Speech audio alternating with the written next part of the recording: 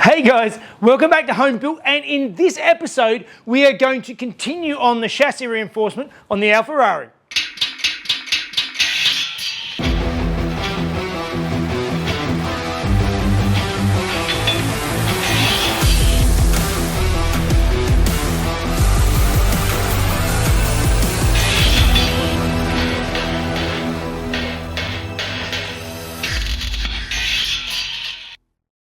Alright guys, welcome back, and those of you who were watching last week will have seen that I got to work on putting in some chassis rail reinforcements and tying the front chassis rails in with the rear.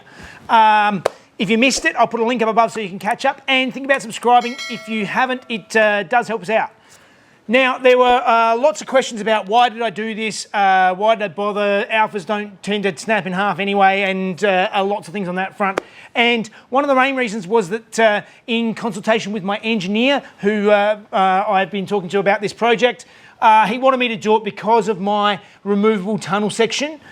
He wanted extra chassis reinforcement to be put in on the lengthways, so that's what I've done. And also, by tying it into the rear, it has really firmed up the chassis. It has added a little bit extra weight. This is not a huge box section. I'll be 1.6 mil box section because it's obviously adding still quite a bit of strength to the front and tying into the rear. So it's added a few kilos, but I think it will pay off in the end. I think it's worthwhile having a stronger chassis where I can. Some of the other comments were that the seats sit pretty low in these Alphas, and is it going to clear? And one of the main things I did check before I put it in was that the rail actually sits below the rear seat mounts. So, there's actually quite a bit of space above the rails to the bottom of the seat. So when seat at full extension back, there's still clearance there. So it's not too bad, not too tight. Moving on. There are still some more chassis reinforcement things I want to do while the car is on the hoist. That means moving forward and doing a couple of bits and pieces up front. All right, so the next thing that I want to do is I want to go in and just finish off in the front here. So that means putting an extra rail, chassis reinforcement just on the other side of the main chassis beam here. So coming down this way and just patching in on either side.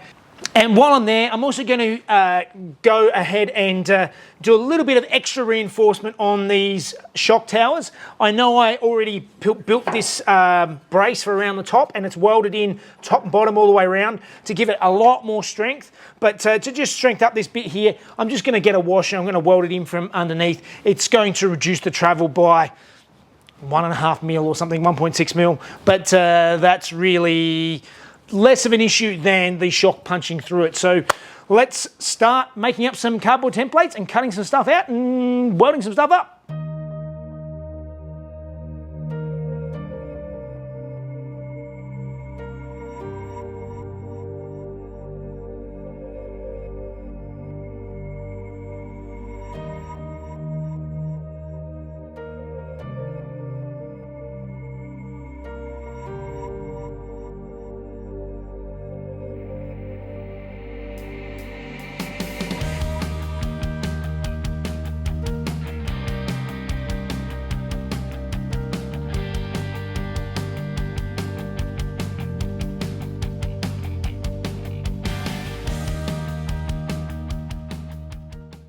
All right, so just jumped on with the world-class plasma. I am really happy. The plasma makes life so quick and easy with this thicker stuff, much better than the angle grinder.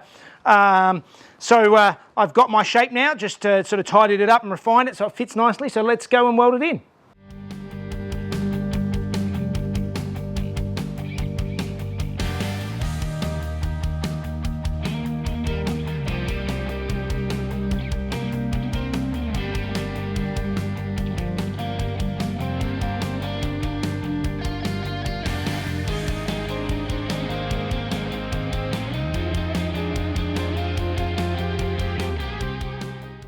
All right, and we have one side done. So I did cut a bunch of holes into the center of it with the plasma cutter and plug welded it all. So we have a nice, solid, fully reinforced corner.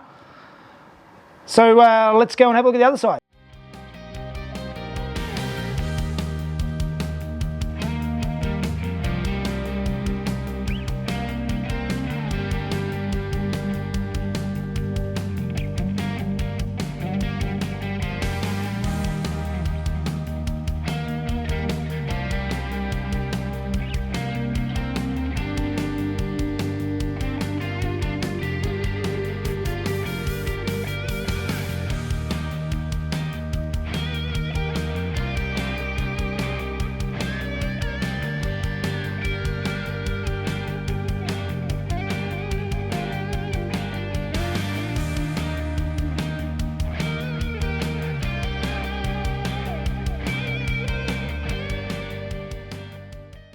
All right, so I used my punch to make up a couple of nice big chunky washers, and these are going to help reinforce the top of the shock tower. So I'm just going to fit these up now, weld them in, and these should be good.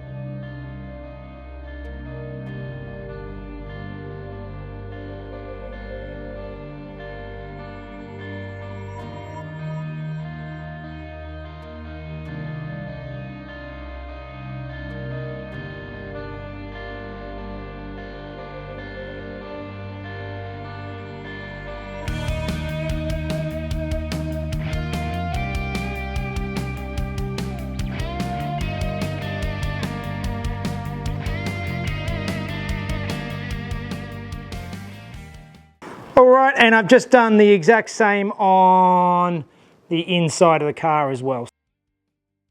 All right, so I have done a whole bunch now reinforcing the front of this car, and those who missed it a long time ago, I went through and I've changed over to a panhard rod in the back, and I did a whole bunch of rear end reinforcement in here when I did it. These cars do have an issue with the rear end, actually, particularly if you put a lot of weight in the boot and go over some big bumps, they can kink and sort of fall down. Mine should have much less of an issue than even the factory cars, because my fuel tank is no longer in the boot floor. It's up over the top of here, over this reinforced area, and also I don't have a spare tyre in the boot either. So I should not have that much of an issue, and it is all reinforced actually a fair bit more, because I've got a brace under the floor, and I made another there's an inner wing brace that was only on one side. Now I've got them on both sides. So I'm confident that the back of this car is quite a bit more reinforced than what it was originally, particularly with the seam welding. One more thing that I am going to do is I need to go in and I need to reinforce the top of the rear shock tower, similar to what I did on the front one, because they have a habit of tearing out. But for now, I think the best thing to do is to start actually disassembling this. I'm going to take off the rear diff and all the suspension mounts, and then I'm going to get it down and back onto the chassis frame again.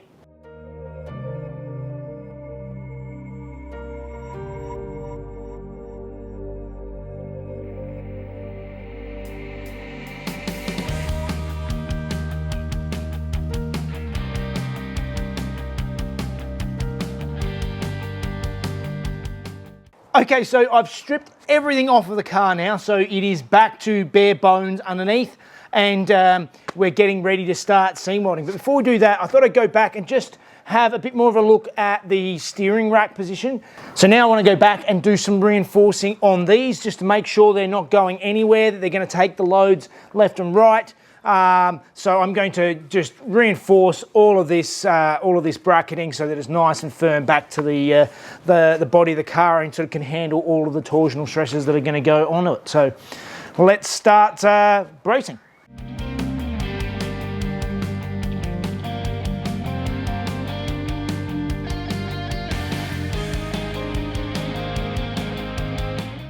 All right, so for the steering rack mount, again, my welding is not pretty, but there's an extra bar here that I've welded in between the two mounts, and then this extra top bar, which actually goes all the way over the top and ties it all in, and that is now a nicely heavily reinforced steering rack mount. Hopefully that should do the job quite nicely. So now let's get it down and get it back on the chassis frame.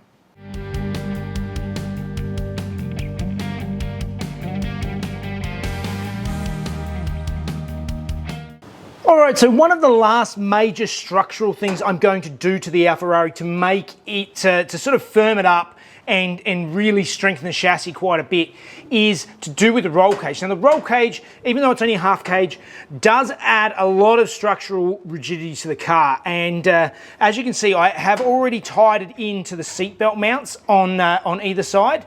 But what I'm going to also do is I'm also going to tie it up to the top of the car. So in these rails up here, these cars are quite weak and you can actually tilt it quite a bit, and it's actually tilted enough to move the camera right now.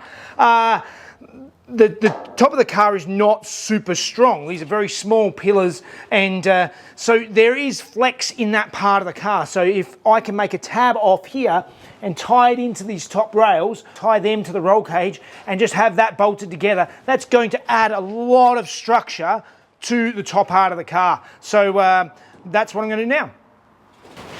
So I've just been having a look at how I'm actually going to connect the cage to the roof of the car, and very conveniently, it actually has these bolt holes here, which originally housed the dome light, if you like, globes, but also the grab handles were part of it. This whole contraption was part of the grab handle, so it's quite a strong part of the roof of the car. So I've realised now, just right now, trying to fit these in, that these don't fit in anymore with the roll cage, but I don't particularly need rear grab handles anymore to get in and out of the back seat because there's no back seat.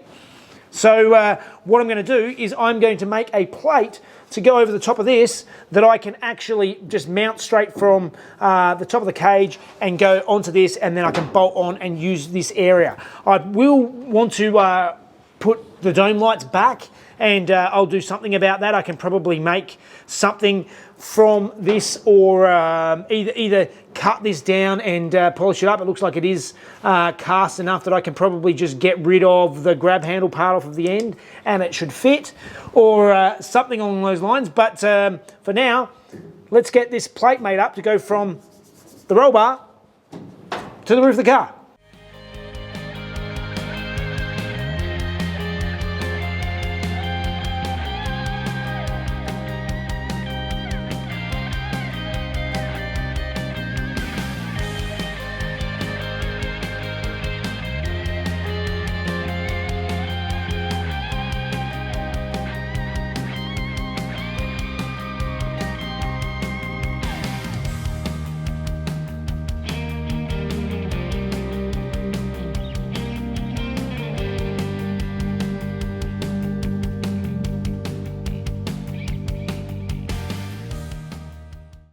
All right, so we have our brackets made up on either side, ready to still accept the wiring for the dome light, and bolted in. Now I just need to weld them to the cage.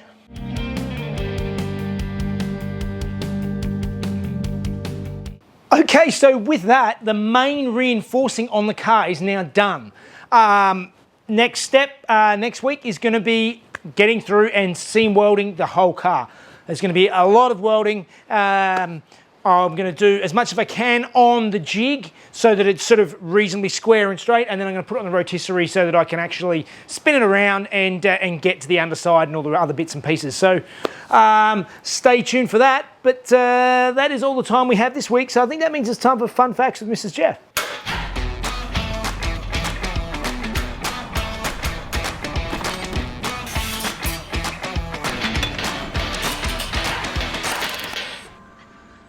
Hey guys, in 1963, Ferrari sold the 330 America, which was basically the 250 GTE, but with the 300 horsepower 4-litre Colombo V12.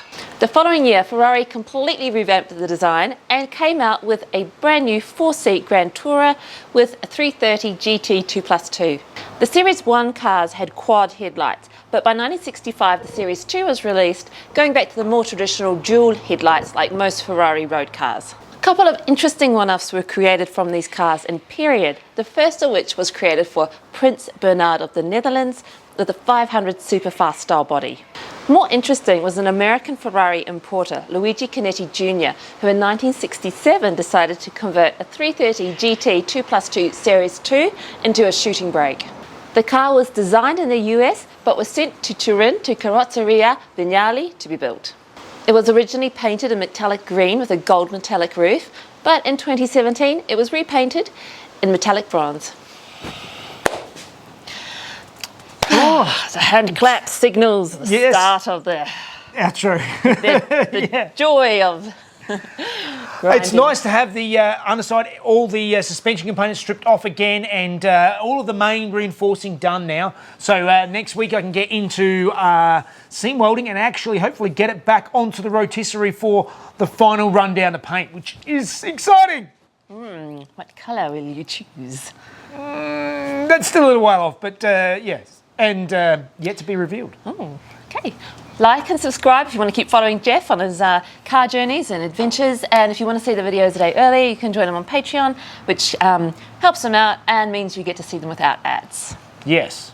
So hopefully you'll join us next week for more crazy adventures. All right, guys. See you next time. Colombo V12. Okie dokie. America. GT. Oh, yeah. This is a big sentence to start off with the 300 horsepower 4-litre Colombo V12.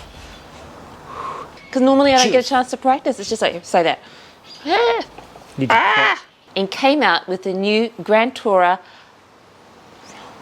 4-seat Grand Tourer with a the first of which was created for Prince Alfred of the Netherlands. Bernard.